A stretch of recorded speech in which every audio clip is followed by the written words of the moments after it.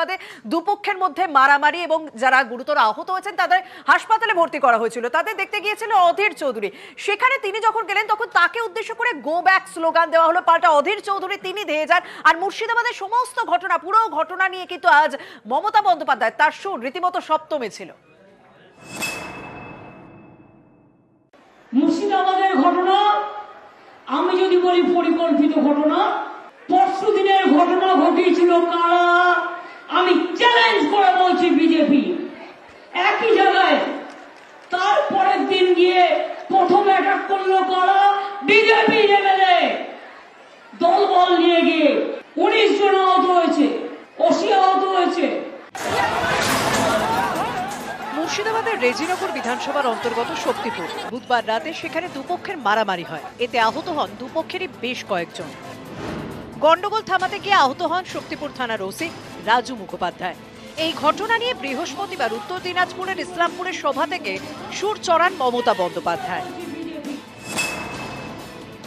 Attack করলেন আপনারা, মারলেন আপনারা, করে ইলেকশন কমিশনে কমপ্লেন করছে বিজেপির এমএলএ কে মেরেছে। কিন্তু এই ছেলেরা যে কমপ্লেন করেছে বিজেপির এমএলএ কে অ্যাটাক করেছে, তাকে কেন গ্রেফতার করা হবে না? রামনবমীর আগের দিন কেন আপনারা হঠাৎ করে ডিআইজি কে সরিয়ে দিলেন? এই প্ল্যানটা করবার জন্য যে পরের দিন নাটক করে বেড়াবেন। তৃণমূল অফিস থেকে হামলা হয়েছে। তৃণমূল নেতার বাড়ির ছাদে বোতল রাখা ছিল, দায়ী বিজেপি। কি তৃণমূল নেতারা কি বিজেপির কথা অনুসারে কাজ করছে? মমতা ব্যানার্জিকে চ্যালেঞ্জ করছি তো আমরা, যান তদন্ত করুন। এবং ডিআইজি সরানো হয়েছে বলে নির্বাচন কমিশনকে চাপে ফেলার জন্য প্ল্যান করে মমতা ব্যানার্জির এটা করা। শক্তিপুরে ঘটনা নিয়ে বুধবার রাতে উত্তেজনা ছড়ায় বহরমপুর মেডিকেল চত্বরে।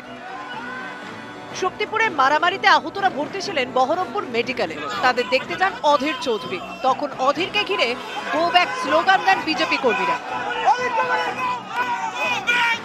পাল্টা ধেয়ে যান অধীর চৌধুরী। মুহূর্তে উত্তেজনা ছড়ায় হাসপাতাল চত্বরে। হাতাহাতিতে জড়িয়ে পড়েন বিজেপি ও কংগ্রেস কর্মীরা।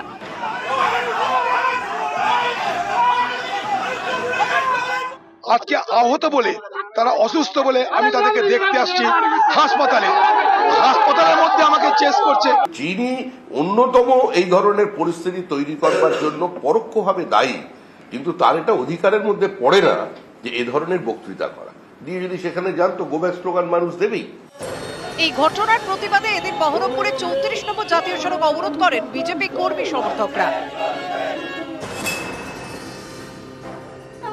বুধবার মেদিনীপুরে কোতোয়ালি থানায় একটি অভিযোগ জানাতে যান মেদিনীপুর লোকসভা কেন্দ্রের বিজেপি প্রার্থী অগ্নিমিত্রা পল।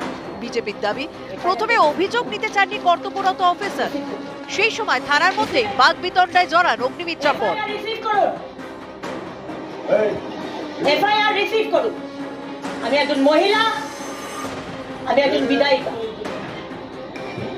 এফআইআর রিসিভ করুন। আমি কমপ্লেইন দিচ্ছি, আপনি বাধ্য আমার কমপ্লেইন নিতে।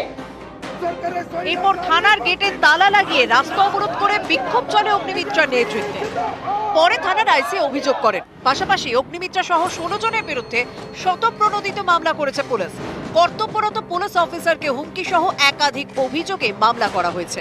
একজন পুলিশের ইনস্টিটিউশন হয়ে বিধায়িকাকে বলেন যে এফআইআর নেবেন না, কমপ্লেন নেবেন না। আপনারা কত দূর যান আমরাও সেটা দেখব। নিউজ 18 বাংলা। আর আগামীকাল থেকে লোকসভা ভোট শুরু হচ্ছে, প্রথম দফার ভোট। আর সেই প্রথম দফার ভোটে